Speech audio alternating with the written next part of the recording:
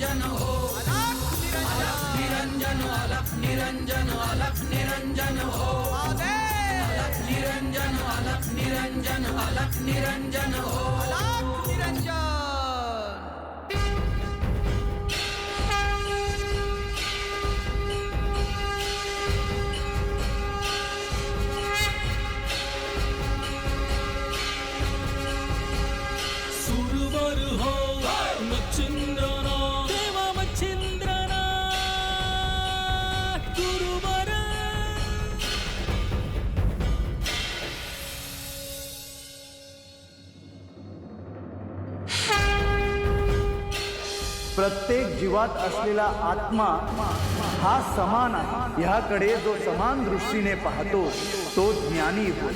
मनुष्य म्हणजे श्रेष्ठ आणि पशु म्हणजे कनिष्ठ असे नाही.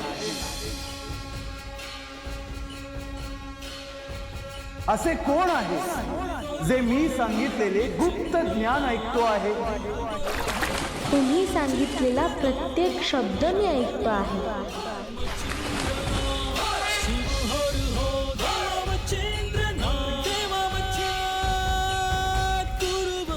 तुला एक अत्यंत महत्त्वाचे सांगायचे आहे. तू आता माझ्याकडे बद्रिकाश्रम येथे ये. पर माझा आईबा. तुला हे ठाऊक आहे की तुझ्या स्वभावानुसार तुझ्या सभोवतालचे कोणीही बदलणार नाही आणि तू जिथे असशील तिथून निघ.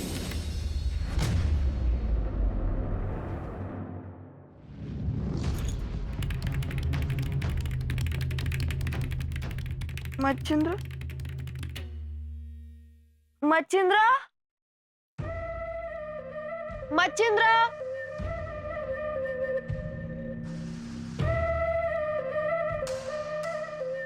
मच्छिंद्र, आओ, आओ उठा की. मच्छिंद्र, अगं काय झालं? मच्छिंद्र दिसत नाही म्हणून हाक मारते. अगं असेल घरातच देऊ, पाणी प्यायला गेलास. नाही नाही, चला आपण हुडकू त्याला. आज एकटं कुठं जात नाही त्यो. बर बर, बघतो मी.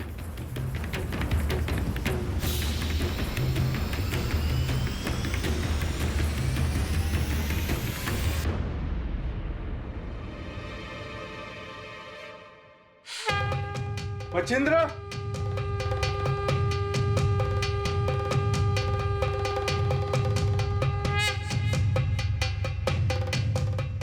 मच्छिंद्र, मच्छिंद्र,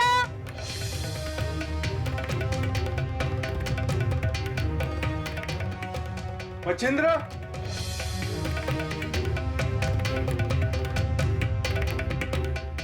मच्छिंद्र, मच्छिंद्र, मच्छिंद्र, आवा, मच्छिंद्रला कुठे बघितलं का तुम्ही? मच्छिंद्र, मच्छिंद्र,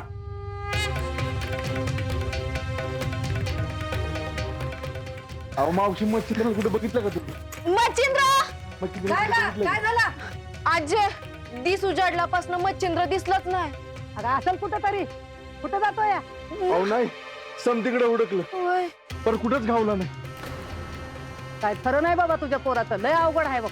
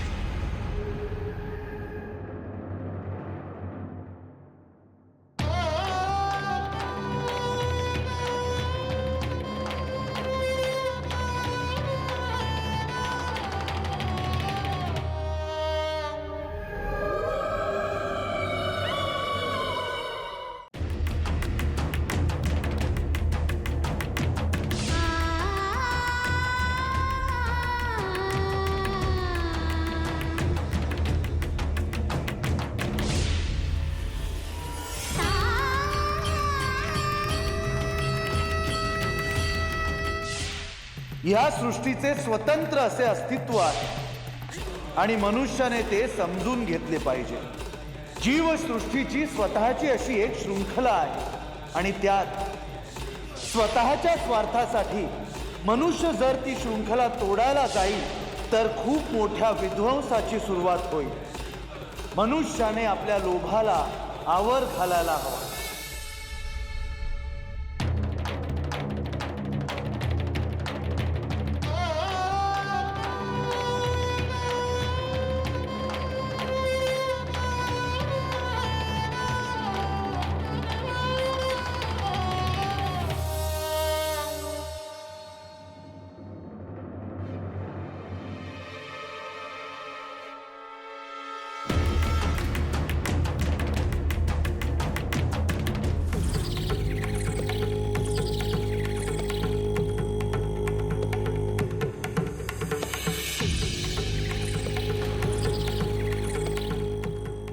बोलून आणणार आहे त्याला.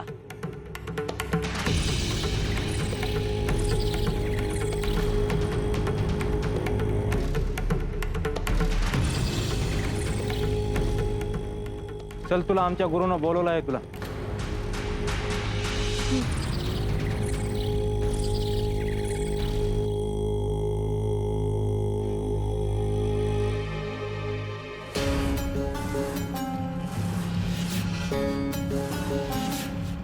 लायसरा कुठं चाललायस? मैं बद्रीनाथला चाललो आहे. पर तुम्ही कोण आहे?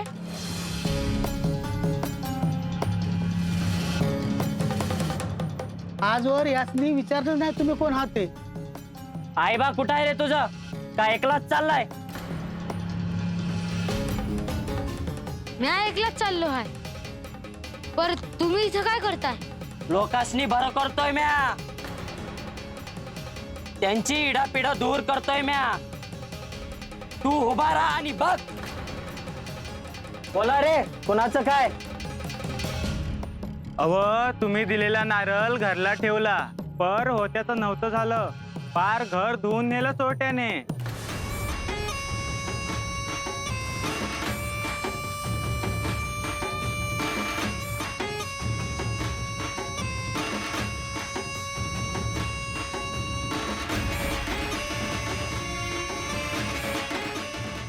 ये इकडे.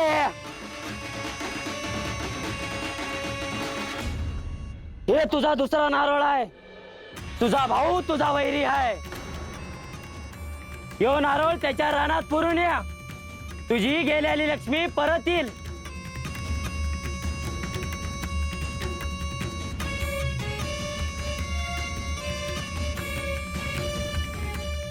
माझा एक शत्रू आहे, त्याचं नाव गाव देतो, त्याला संपून टाका. पार वाटोळ झाला पाहिजे. किती पैके देणार? सांगा तर. त्याच्यासाठी एक लहान पोर पाहिजे.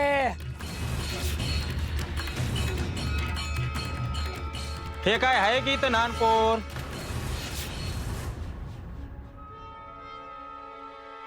तुम्ही हात तर लावून बघा मला. धरा रे याला आणि बांधून ठेवा.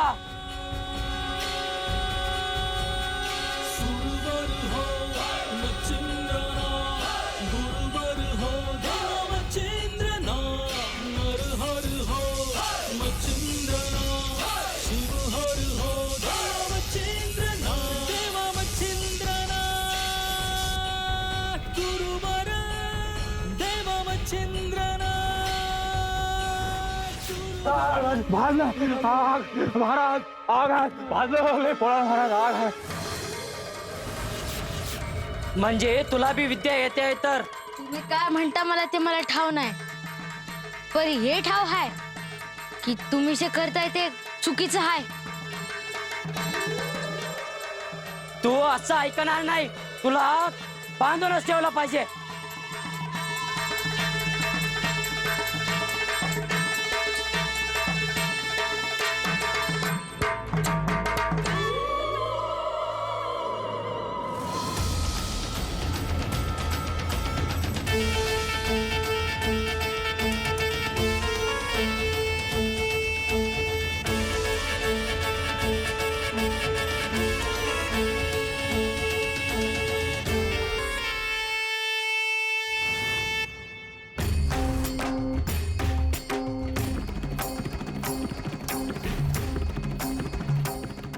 तू कोण आहे ठाव नाही मला. मला माफी दे.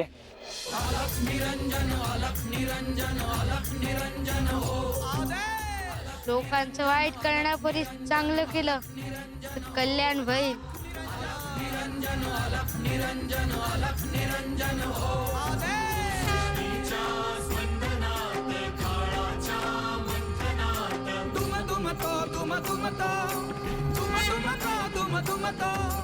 एकनाद व्याकुनी त्रिभुवन. अलख निरंजन, अलख निरंजन, अलख निरंजन हो. अलख निरंजन, अलख निरंजन, अलख निरंजन, अलख निरंजन हो. अलख निरंजन.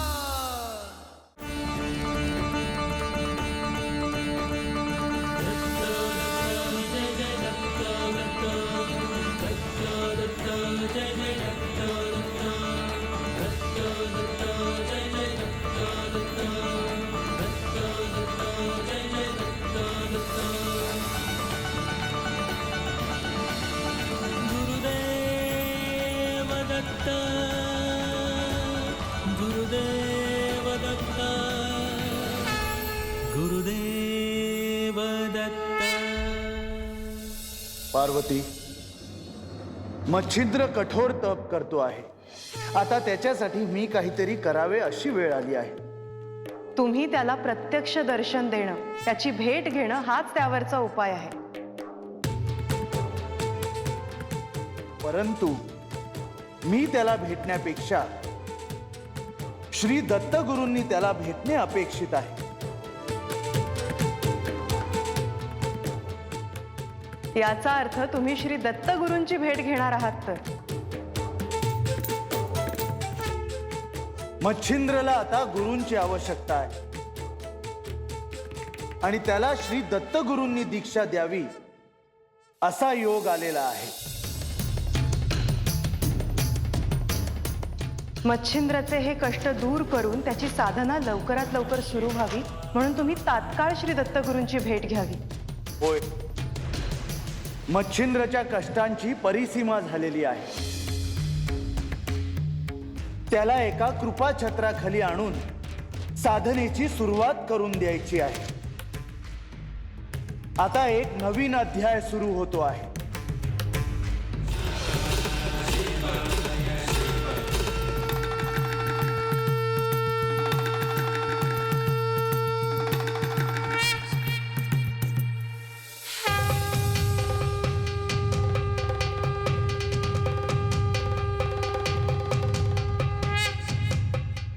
ह्या सृष्टीत जन्म घेणाऱ्या प्रत्येकाचे प्रारब्ध आणि कार्य ठरलेले आहे. त्याचा त्याला बोध नसतो, कारण त्याच्या मनावर अज्ञानाची काजळी असते. त्याला मी कोण आहे हे समजून घ्यायचे असेल तर कठोर तपश्चर्येला पर्याय नाही.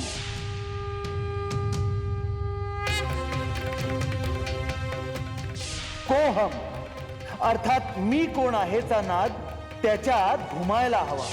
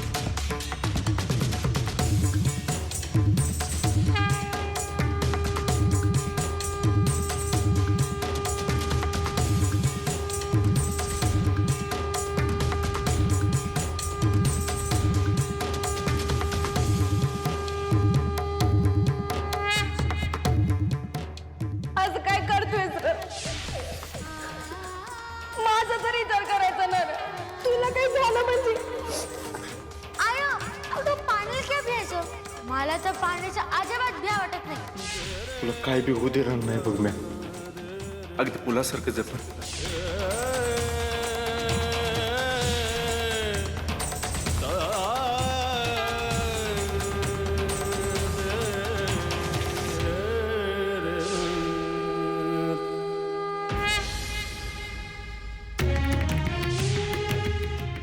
अरे असं कसं तडपडतात ये. पाण्यात असतानाच तुम्ही चांगले दिसता. मी तुम्हाला मरू देणार नाही. आज गाव देवा मोर खरं खोटं होणार म्हणजे होणारच. हे पोर बाहेरच हाय.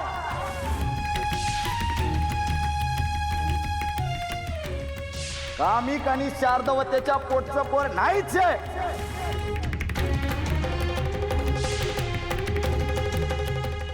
आयो तुम्ही माझे नाहीत का? बा अरे तू तरी सांग की र. तुझे नाव मच्छिंद्र ठेवले आहे कारण तुझा जन्म माशाच्या पोटी झाला आहे.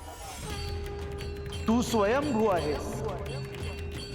तू अयोनी संभव आहेस. तुला माता पिता कोणी नाहीत. तू साक्षात जगत पालकाचे प्रतिरूप आहेस.